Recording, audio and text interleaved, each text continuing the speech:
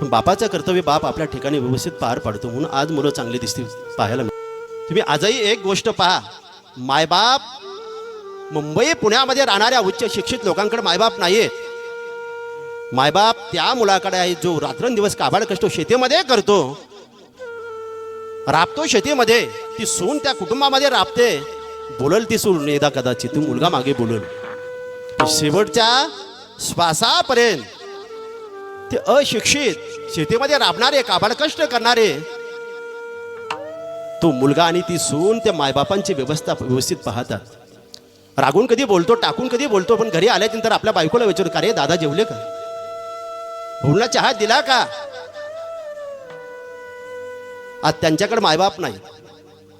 जे मुंबई पुण्यामध्ये राहतात ना, उच्च विद्या विभूषित आहेत, त्यांच्याकडे मायबाप आहेत, पण कोणाचे, त्याचे नाही. हा संशोधनाचा विषय, आत्मचिंतनाचा विषय. लोक खूप मोठ्याने सांगतात या गोष्टी. तुकोबाराय सांगतात, एकाएकी केला मिराशीचा धनी कडे वागवणी भार खांदे. आणि तोच बाप आपल्या मुलासाठी ढाल बनून समोर राहतो. कधी आपल्या संपत्तीवरती, आपल्या संततीवरती एखादा प्रतिकूल प्रसंग आला, एखादा आघात मुलावरती आला, तो बाप आघात आपल्या छातीवरती झेलतो, पण त्या मुलाला सुरक्षित ठेवतो.